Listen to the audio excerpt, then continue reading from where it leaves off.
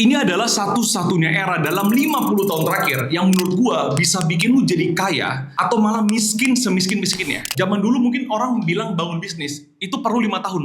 Sebenarnya zaman sekarang bahkan membangun bisnis dalam waktu setahun itu sangat memiliki possibility yang tinggi. Tetapi kalau lu ingin menjadi bodoh, lu ingin menjadi miskin semiskin-miskinnya, itu juga chance-nya jauh 10 kali lipat lebih gampang daripada zaman 20 tahun lalu misalnya. Semua bergantung pada fokus dan attention span lu. Ada dua tipe orang yang akan sangat terpecah di era sekarang. Orang yang pertama adalah orang yang memiliki driven. Orang yang memiliki goals dan tujuan. Gue kasih contoh ya. Waktu zaman dulu gue mau coba belajar satu atau dua skill. Misalnya bagaimana caranya gue bisa ngedit video. Bagaimana caranya gue bisa menjalankan Facebook Ads gitu ya. Itu gue harus cari di YouTube. Setelah gue tonton 10 video, baru gue simpulkan, oke, ilmu mana yang bisa gue praktekkan. Tetapi di zaman sekarang, lu ngobrol sama AI, bahkan dia bisa langsung memberikan lu struktur. Kalau lu pengen belajar Facebook Ads, lu harus mulai dari langkah mana dulu. Yang dulu itu zaman dulu sekali, zaman orang tua kalian misalnya, harus lewat sekolah atau harus lewat buku, beli buku ke perpustakaan, harus jalan dulu 1 jam ke perpustakaannya, baru dia bisa baca. Dari 200 halaman buku, dia harus pilih bagian mana yang sekiranya paling bagus, paling penting, paling applicable buat dirinya dia. Bahkan dengan AI sekarang, AI bisa mengerti behavior lu itu orangnya seperti apa, sehingga bahkan kalau lu pengen baca buku tentang buku A, lu bisa langsung minta AI untuk summary, untuk cariin yang sesuai dengan apa current condition hidup lu sekarang, apa yang ingin lu capai. Tetapi di lain sisi, tipe kedua manusia adalah tipe yang always distracted. Orang-orang yang sudah terbiasa dengan dopamin pendek. Mungkin kalau dulu lu pengen nonton kartun, itu aja lu harus nunggu. Lu perlu siapin waktu lu jam 7, nonton SpongeBob. Kalau lewat, lu nggak bisa nonton lagi. Lu pengen cari lagi, lu nggak bisa. Bahkan lu nggak ada handphone. Gue kemarin ketemu 80% anak-anak, 90% bahkan, sebenarnya tahu tung sahur. Mungkin bisa jadi lu juga tahu. Dan bisa jadi lu 2 jam buang waktu lu cuma di situ doang. Atau nonton hal yang lain lagi. Jadi sekarang kita bisa melihat gap manusia itu akan sangat terpecah antara yang driven dan yang distracted. Yang ingin dopamin jangka pendek. Sekarang, gue akan share ke lu juga bagaimana caranya lu membangun ultimate wealth yang benar-benar long lasting dan jangka panjang. Kenapa gue bisa ngomong seperti ini ke lu semua? Gue mulai benar-benar dari nol. Orang tua gue bukan orang tua kaya. Orang tua gue bukan punya Mercy, bukan punya BMW, Toyota aja nggak ada. Gue mulai dari rekening gue cuma 1 jutaan aja. Bahkan sebelum gue punya rekening 1 jutaan, gue juga start dari bagaimana caranya gue jadi videographer. Dan gue tuh orang yang driven. Gue orang yang mau coba belajar. Gue nggak pernah diajarin siapa-siapa. Gue nonton YouTube sendiri, gue cari di Google. Bahkan zaman dulu wifi-nya belum ada, yang gue lakukan adalah gue pinjem wifi orang lain. Gue ke rumah teman gue yang punya wifi. Bahkan dulu gue minta bokap gue isiin zaman Bolt ya. Ya udah, beli kuota bukannya gue pakai untuk nonton SpongeBob, gue pakai untuk belajar bagaimana gue jadi editor, jadi videographer yang hebat. Seberapa gue happy orang-orang seperti gue untuk bisa mengakses semua yang ada sekarang di AI untuk membuat gue masukin informasi sebanyak-banyaknya biar gue makin pintar. Untuk bangun bisnis gue, untuk bangun habit yang bagus buat diri gue, untuk improve leher ke atas ya gue. Nah, gue dari videographer, gue bisa lompat membangun perusahaan jasa sampai karyawan gue pernah 20-an, sampai gue bisa menjalankan sebuah bisnis yang gue nggak harus plototin terus, tapi tetap bisa jalan dengan sistem. Jadi gue akan share ke lu 4 langkah bagaimana lu bisa masuk ke level yang driven, dan orang yang driven ini, stepnya harus ngapain aja sih untuk dia bisa mencapai kekayaan yang luar biasa. Langkah pertama, gue akan bagi menjadi 2. Yang pertama adalah generating money, yang kedua adalah make your money multiply. Tapi gue akan kasih tahu rahasia untuk make money multiply yang lebih luar biasa di cara keempat. Cara pertama adalah yang paling pasti menukarkan waktu lu dengan uang. Dan lu nggak usah malu melakukan hal seperti itu. Bahkan gue pribadi pun, waktu gue masih menjadi seorang videographer, ya udah, gue melakukan hal yang sama juga. Gue tukarkan waktu gue dengan uang. Gue dibayar 300.000 untuk syuting 8 jam. Gue dibayar 150.000 untuk edit video 10 menit. Nggak apa-apa, nggak ada masalahnya. Atau lu kerja sama orang, 8 jam digaji 5 juta. Itu step pertama lu. Kalau lu nggak punya privilege, ya lu harus ngelakuin dan ngelewatin hal itu. Kenapa? Tujuan lu ngelakuin ini, menukarkan waktu lu untuk duit, walaupun ini adalah level paling rendah, adalah untuk lu mengumpulkan yang namanya pengalaman dan portfolio. Untuk segera mungkin lu bisa lompat ke step berikutnya, membuat uang yang lebih bagus dari diri lu pribadi, nggak mengandalkan uang orang lain atau lu nggak mengandalkan uang lu untuk jadi uang lagi, enggak. Lu mengandalkan diri lu sendiri. Tapi lu masuk ke step selanjutnya, menukarkan hasil dengan uang. Karena lu sudah bisa menukarkan hasil dengan uang, rahasianya itu di sini. Hasil dengan waktu itu tidak berbanding lurus, bro. Oke? Hasil lu seperti ini, lu bisa punya waktu yang tetap seperti ini.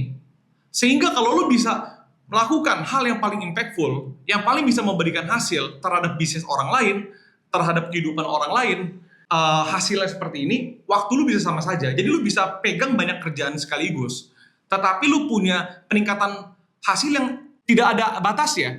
Gue punya temen yang dia bisa kerja sama orang awalnya, tetapi saking dia sudah punya portfolio dan pengalamannya, dari dia menukarkan waktu dia tadi dengan uang, digaji bulanan, dia punya portfolio, punya pengalaman yang bisa dijual ke orang untuk orang percaya kalau dia bisa membawa sebuah hasil. Sampai lu di titik seperti itu, kalau lu kerja sama gue bisa kasih lu hasil ini. Contoh, kalau lu lawyer, kalau lu kerja sama gue bisa bikin case lu selesai, apapun itu hasil dari success fee-nya, gue bisa dapat. Itu unlimited tuh.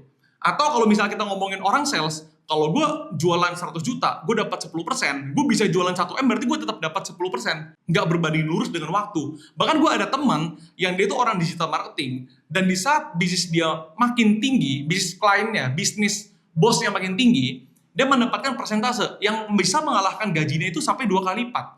Dengan waktu yang dia kerja itu tetap sama saja di perusahaan itu. Nah, jadi step pertama, lu kumpulkan portfolio lu kumpulkan pengalaman lu masuk ke step kedua, untuk bisa menukarkan hasil dengan uang. Di saat lu bisa menukarkan hasil dengan uang, baru lu akan mengumpulkan uang yang jauh di atas orang rata-rata. Nah, kalau lu udah di level ini, lu akan membuat uang yang signifikan jauh lebih banyak. Nah, cara-caranya seperti apa? Lu tinggal pakai AI.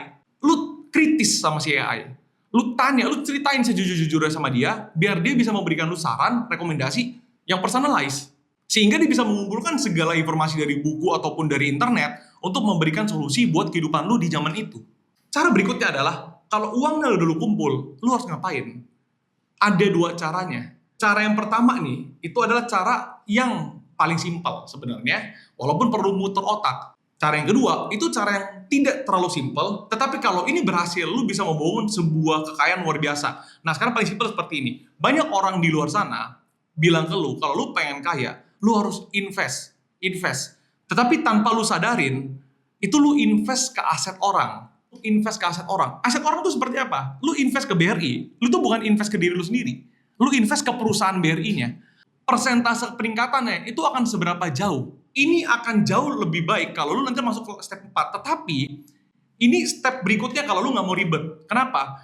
Kita tahu yang namanya compound interest, betul? Kalau misalnya lu bisa mengumpulkan 10 juta setiap bulan selama 10 tahun, hasilnya akan 4-5 kali lipat lebih besar jika 10 jutanya itu lu tabung terus-menerusan di aset yang orang lain punya. Contoh BRI, saham, Bitcoin, obligasi paling simpel seperti itu ya.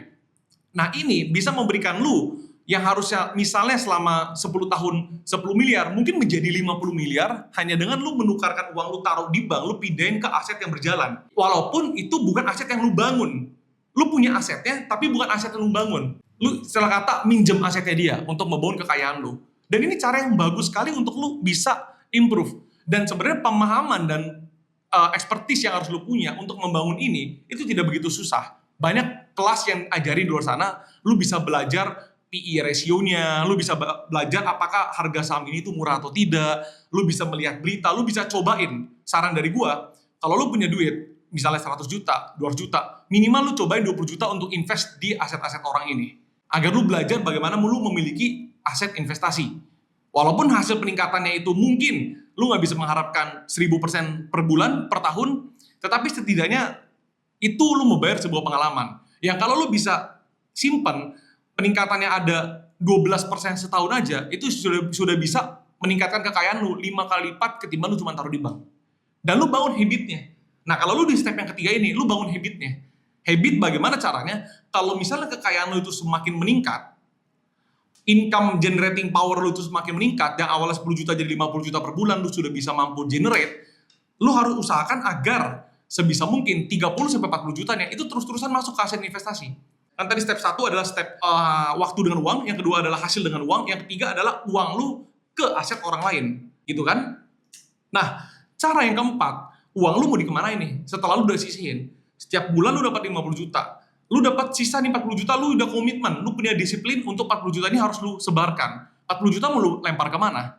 Nah, 40 juta bisa lu lempar ke aset ketiga tadi, atau lu lempar ke aset keempat. Lu membangun sebuah bisnis lu sendiri. Di mana bisnis lu itu akan menjadi sebuah aset.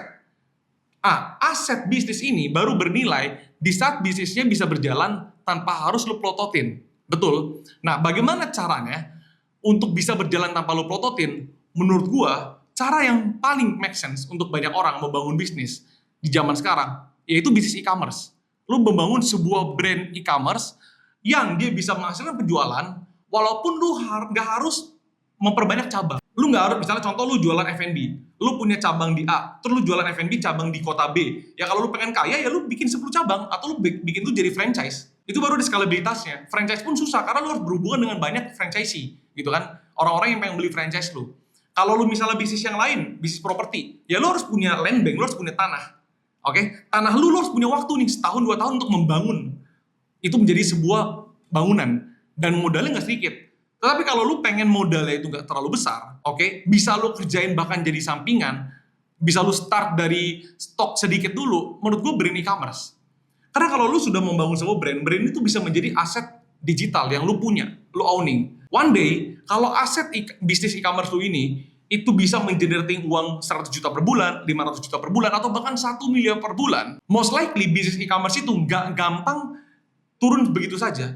Karena kalau misalnya toko lu ini tuh udah gede, brand lu tuh gede di Shopee atau di TikTok, algoritma mereka itu akan terus-terus feeding ke toko lu aja.